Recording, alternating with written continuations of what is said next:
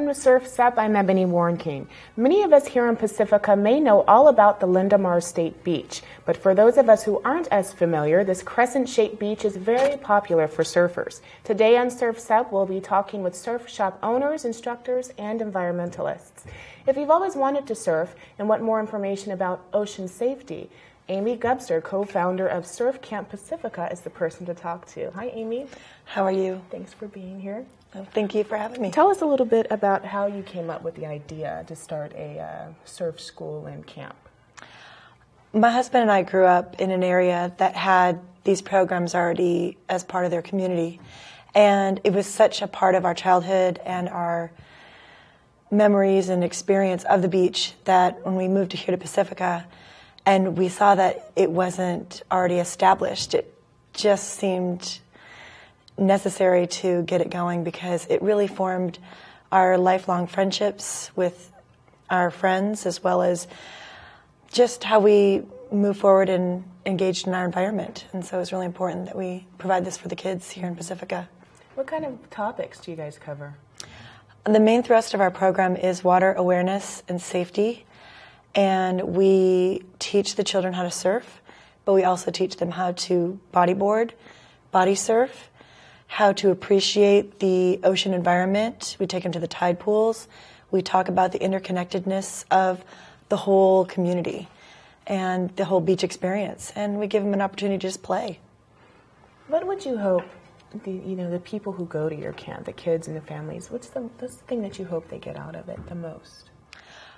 We want the children, the families, and their friends that join them down at the beach to learn how to love and appreciate Pacifica's greatest resource. We're so fortunate to have this beautiful beach here that is inviting, and we want them to learn to love and appreciate their impact at the beach. We want them to learn that they can make a difference. And by being safe out in the water, they're setting a good example for others. By being proactive about keeping their beach clean, they're setting a great example for the community. And by keeping that surfing stoke and that interconnectedness that the soul of surfing has kind of grown with and it grows within you, it lives on, and it's just a beautiful gift to have these people learn to appreciate, and they do take that away. It's wonderful. Name some of the best things about your camp and classes. I mean, what's the greatest thing about doing this, about being an instructor? Sometimes we're not too sure who has more fun, the instructors or the kids. we get so much inspiration from the children that come to our program. They are so interested in learning this sport and learning how to engage in the environment that when they're successful, it exudes out of every pore. Mm-hmm. And we laugh with them, we encourage them, they encourage us. Mm-hmm. And it's wonderful because we see these kids accomplish something they never thought was possible. Mm-hmm. And that's the bottom line. Do you think it's made you a better surfer? You've surfed for how long, by the way? I have surfed off and on since I was 10 years old. And so I have really grown to love different aspects of what surfing has represented for me. Mm-hmm. And yeah, it's wonderful to see the kids get this right away. Mm-hmm. Has it made you, in your opinion, like a better surfer overall? Absolutely. It's given me much more encouragement to see others who are learning. Mm-hmm. I'm more patient. I know that there's another wave if I don't get the one in front of me. And I also believe it's given me a lot of opportunity to just be okay with learning new tricks or trying something different. Mm-hmm. And just seeing these kids just try everything is just really inspirational. You also explain, I know you said safety, but what about the dangers of being in the water? I mean, is that something that you guys cover as well? Oh, absolutely. We talk about longshore currents, rip currents, inshore holes. We talk about what parts of the beaches represent different safety hazards, and we show them all. We have a week-long format, so each day the children are learning more and more about the ocean. Mm-hmm, mm-hmm. Sounds like it's a lot of fun. It is. It's great. What's your contact information in case people want to get a hold of you? My contact information is my email address, which is soulsurfer SOULSFR at sbcglobal.net, or cell phone 650-245-2924. And you're located? We're located here in Pacifica. It's been great having you. Thanks so much, Amy, for being on the show. Thank you. We wish you a lot of luck. Hopefully we'll see you surfing sometime. It would be great to see Absolutely. you. Thanks a lot. Take care.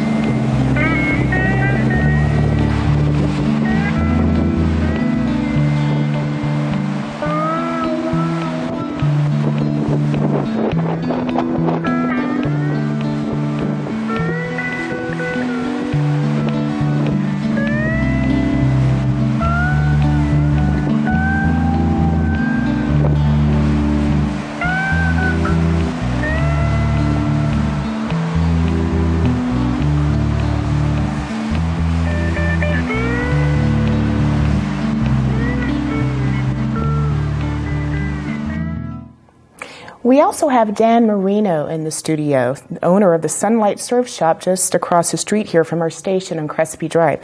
Now, Dan is an avid surfer and has been surfing for the past 30 years, which means you are a veteran. Very much of a veteran. Tell us a little bit about how you started surfing.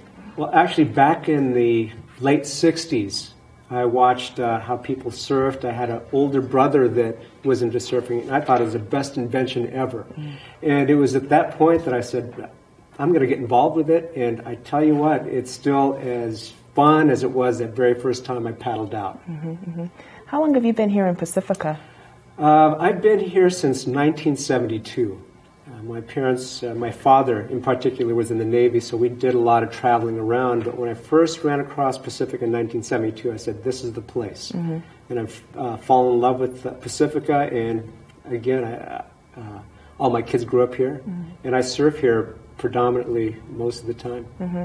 You've been here for a while. Has it changed a little bit since you've first moved here? Yes, it has changed. I guess the biggest change is if you're to take a look at the beach, they now have a paved walkway that lines Lindemar Beach. You have a new parking lot that's being constructed. Back in the early 70s, you can actually park right on the beach. You didn't have all these stoplights. You had just a two-lane road, Highway 1, and a very nice community. It still is, but I do miss, what it was like back in the 70s. I understand you have a documentary. Yes, I do. The name of the documentary is called The Gift of Barong, a surfing and cultural odyssey.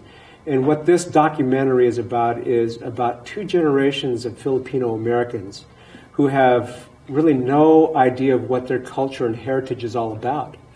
And what these two surfers do is they actually will go to the Philippines, find out, rediscover, reconnect, and reclaim that part of who they are as Filipino Americans.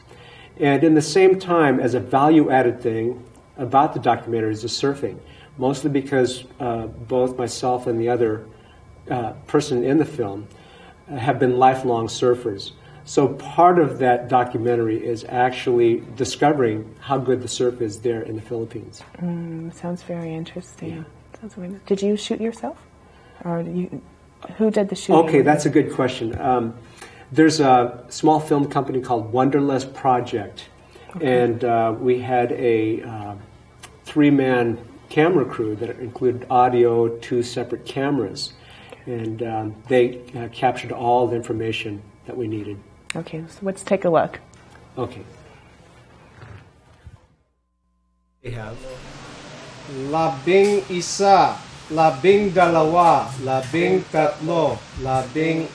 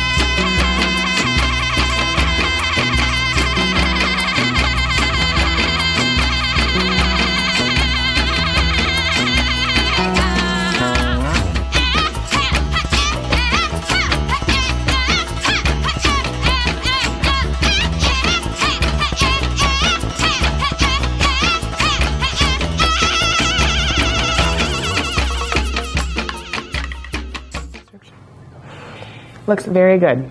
Very Thank you. exciting. It comes out when? It's due out in January of 2005. Okay, we'll look out for that. Let's talk a little more about your surf shop. What made you decide to start a surf shop in the first place? I can tell you, like any young surfer's dream, is to make a living being involved with the sport that you love. Mm-hmm. In my case, surfing. I've been surfing since 1968, and I felt that it's just something that I wanted to do. Mm-hmm. And back in 1985, that became reality when we opened up Sunlight Surf Shop just right across the street. Mm-hmm. Mm-hmm.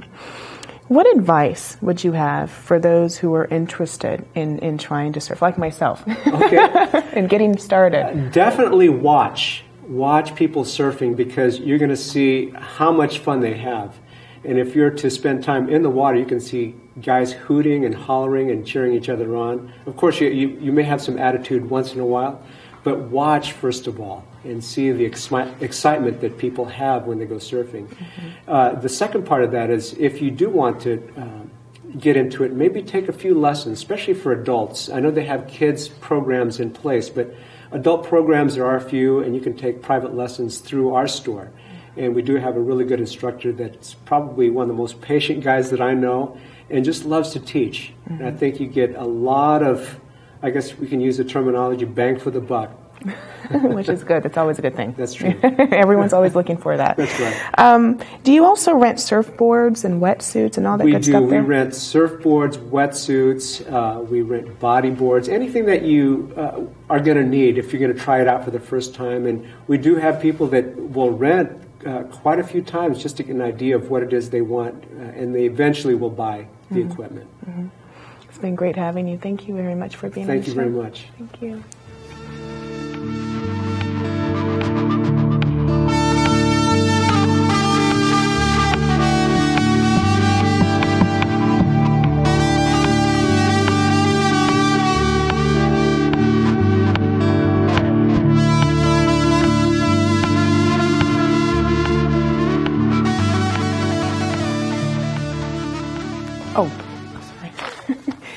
Thanks so much to Dan and Amy for coming down to the studio.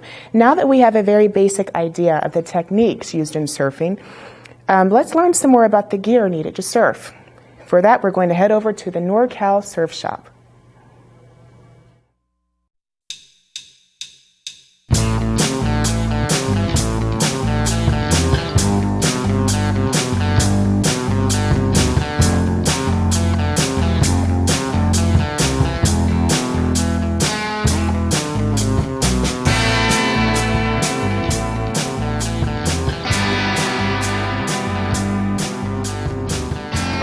I manage NorCal Surf Shop. In the equipment to get started in the beginning stages of surfing, you'd want to have a longer board, something to be able to paddle, catch more waves, and spend more time riding waves than actually struggling trying to catch waves. Let's take, for example, this board. We have, you start with an outline. You have the nose, the middle width, and then the tail. And the way that these are based is in a longer board in the beginning stages, you have a rounder nose where, if we can point to maybe one of these boards, like here, these are more in the beginning stages, where our board is a lot longer, wider, a lot easier to paddle and catch waves. So once you're progressing in surfing, you want something that's going to be able to, you're going to be able to have more fun and, so-called shred the wave and do more maneuvers.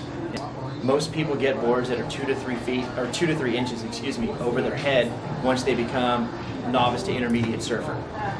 In the beginning stages, something that's, I would go at least 2 feet over your head for a longboard, because once again, I go back to the point, which I cannot stress enough, the longer, thicker, wider, you spend more time riding waves than you do struggling trying to catch waves. Now, you can change any fin you want on surfboards.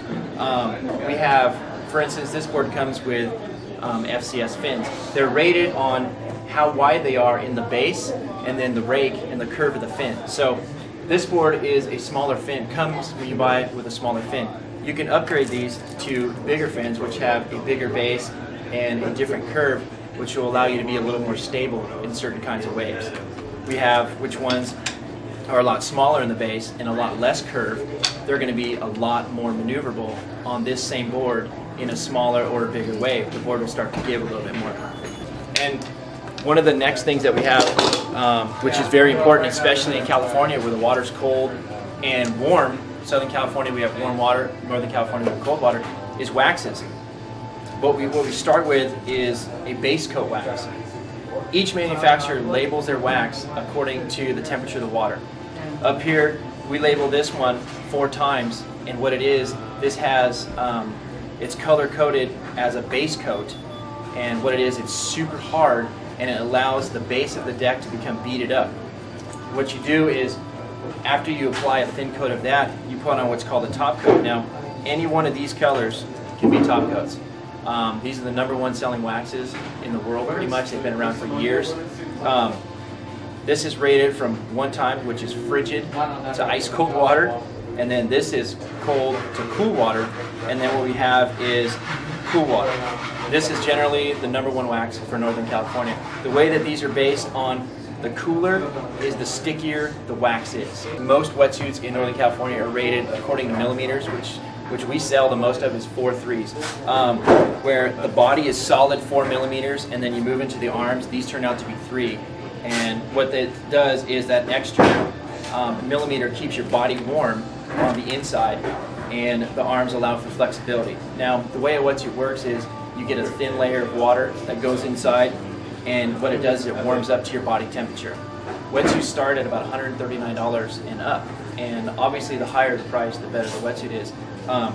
What you want to do is you can label it when you're checking is according to materials. The way that the seams are on the inside, if you can see this. This seam is a sealed seam on the inside right here. The way that this neoprene has a titanium heat shield, and where each seam is, it's sewn together. This one allows a seal to go over it. It's called a fluid tape seal, and no water will get through here. And because it's the stitching, the way it's made, it's a lot more flexible. And so cool. This suit is a lot lighter and more flexible. More flexibility gives you more maneuverability when you're surfing, and if you're warm, you're able to stay in the water for quite a long time.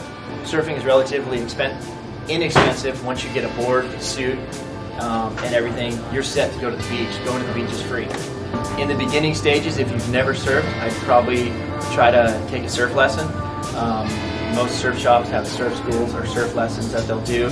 I would highly recommend a surf lesson. If you're active in any board sports, it's definitely something you'll pick up very quickly, surfing, and something you'll enjoy forever.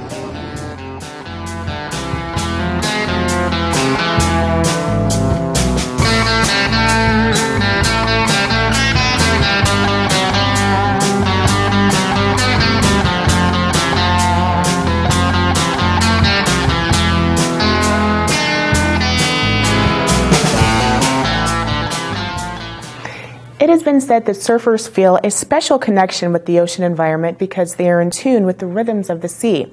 We visited the San Mateo Surfrider Foundation on their recent beach cleanup to find out how surfers are involved in protecting the environment.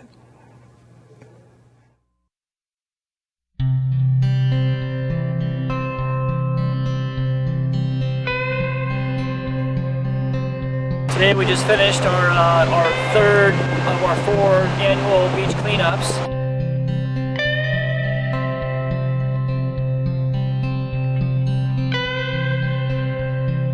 I think it's a shame that people come out here and just drop their trash and stuff. And I think it's important for especially youth like us to come out here and show that we can do something positive.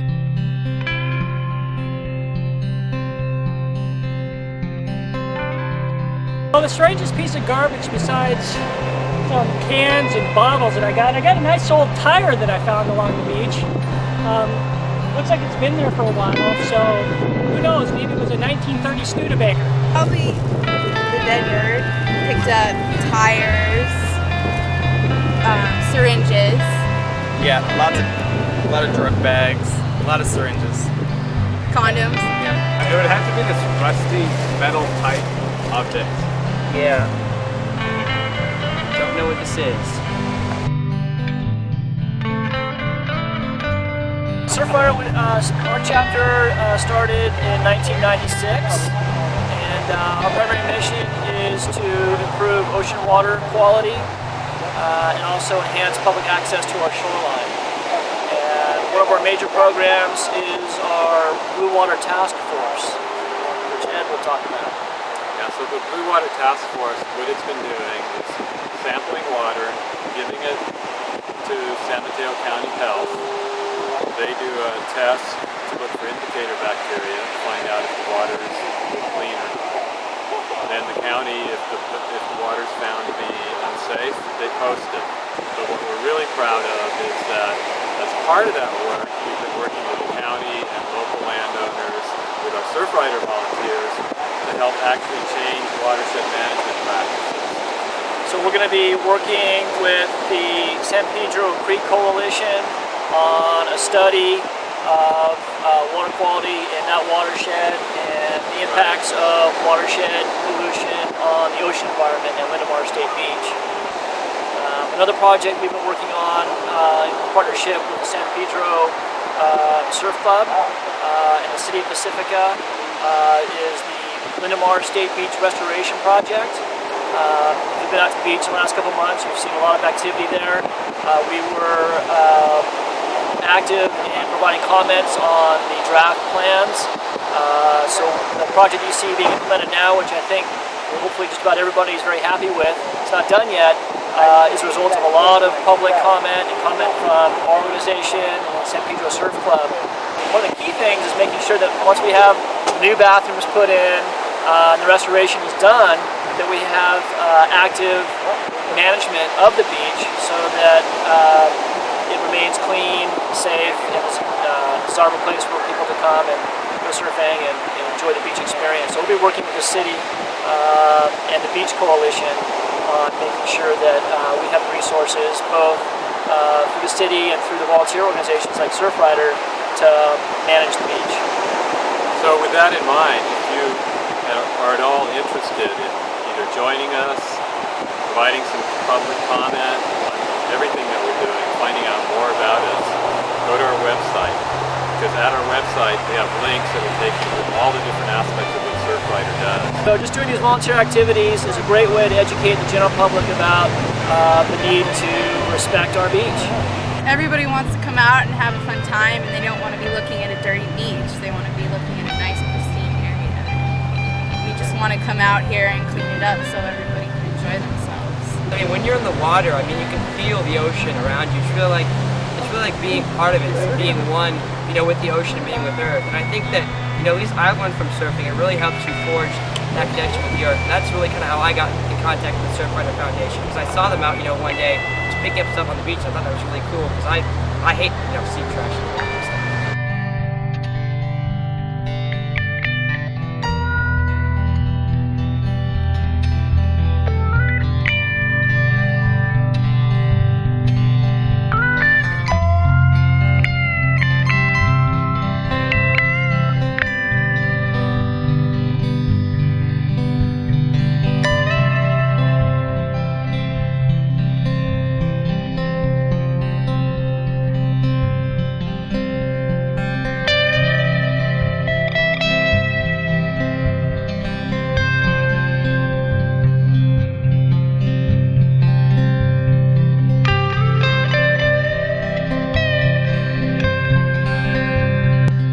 that's all the time we have for Surf's Up. But before we go, we'd like to give a special thanks to Evan Raymond and Corey Woodhwams for letting us use their music that you've been hearing throughout the show.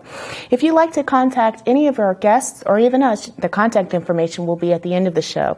I hope you've enjoyed checking out the surf scene with us here at I hope you enjoyed taking a closer look at Pacifica's surf scene with us. We'll see you next time. Thanks for watching.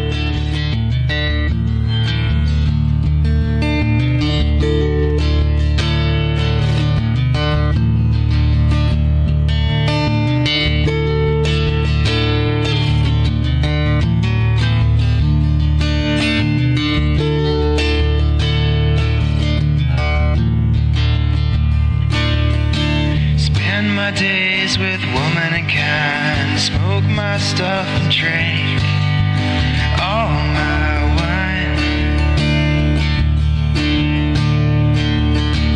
Made up my mind, gonna make a new start. Going to California with an aching in my heart.